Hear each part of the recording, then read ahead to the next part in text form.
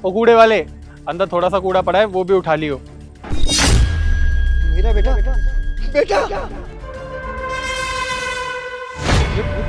पापा पापा आप यहाँ कूड़ा क्यों उठा रहे हो? आप ये सब छोड़ो, आप चलिए अंदर चल के बात करते हैं। पापा आप ये बाहर कूड़ा क्यों उठा रहे थे? ये सब कैसे हुआ? अरे बेटा छोड़ ना इन बेकार की बातों को। तू ये बता ये लड़की कौन है? पापा ये बस बॉबी, ये सब क्या लगा रखा है तुमने? अरे किसी भी कूड़ा बीनने वाले को तुम अपने गले लगा लोगे और उसे उठाकर अपने घर में ले आओगे। और ये क्या पापा पापा लगा रखा है तुमने? तुम्हारे पापा को ना मैं अच्छे से जानती हूँ। तुम्हारे पापा गांव में रहते हैं, वहाँ रह के खेती बाड़ी करते हैं, तो ये कहाँ से तुम्हारे पापा हो सकते हैं? और जरा अपने स्टैंडर्ड के बारे में भी सोचो। अरे लोग अगर तुम्हें ऐसे देखेंगे तो तुम्हारे बारे में किस किस तरीके की बातें करेंगे, क्या सोचेंगे? ये तुम्हारे कोई पापा वापा नहीं है, ये ना एक कूड़ा बीनने वाला है। शिवानी चुप हो जाओ एकदम। ये कोई कूड़े उठाने वाले नहीं है, ये मेरे मुंह बोले पापा जी हैं। दरअसल मैंने इनके बारे में तुम्हें कभी बताया नहीं। और पापा ये आपकी बहू है। अरे कोई बात नहीं बेटा, मुझे बहू की बात का बिल्कुल बुरा नहीं लगा। ओ हेलो, अपनी इस गंदी जुबान से ना मुझे बहू बोलने की जरूरत नहीं है। और तुम जैसे लोगों को ना मैं अच्छे से जानती हूँ। जहाँ अमीर लोग देखे नहीं वहीं रिश्ता बनाने चल पड़ते हैं। शिवानी एकदम शांत हो जाओ। मैं तुम्हें कितनी देर से समझा रहा हूँ कि ये मेरे पापा जी हैं, लेकिन तुम हो कि इन्हें उल्टा सीधा बोले जा रही हो। तुम एकदम शांत हो जाओ, मुझे पापा जी से बात करने दो। पापा मुझे माफ़ कर देना, दरअसल ये आपके बारे में जानती नहीं है। आप मुझे ये बताओ ये सब कैसे हुआ? और माँ आशीष वो कहाँ हैं? क्या बताऊं बेटा, कुछ समय पहले तेरी माँ गुजर गई और आशीष जो बड़े कॉलेज में पढ़ता था ना, वो पढ़ लिख के बड़ा अफसर तो बन गया, लेकिन वो विदेश में चला गया। और अब वो मुझसे रिश्ता नहीं रखना चाहता, मुझसे बात भी नहीं करता। और बेटा उसने धोखाधड़ी करके मेरी सारी जायदाद अपने नाम करा ली और मुझे सड़क पे धक्के खाने के लिए छोड़ दिया।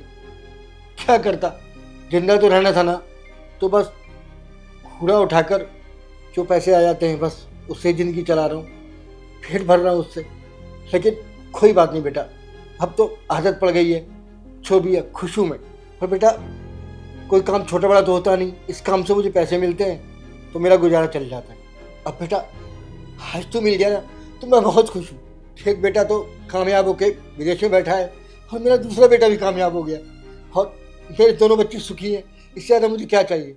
पापा आपके साथ इतना कुछ हो गया और आपने मुझे बताया तक नहीं। अरे कम से कम एक कॉल ही कर लेते मेरे पास। बेटा मैंने कोशिश तो की थी, मैं तेरे पुराने वाले घर में गया भी था, लेकिन वहाँ तो मुझे मिला नहीं और फ़ोन मेरे पास था नहीं जो मैं तुझसे बात कर पाता। आई एम सॉरी पापा, मेरी वजह से आपको इतनी कठिनाइयों का सामना करना पड़ा, मुझे माफ़ कर दो। लेकिन कोई बात नहीं, अब आपको ये कूड़ा उठाने का काम करने की कोई ज़रूरत नहीं है। मैं हूं ना, मैं रखूंगा आपका ध्यान।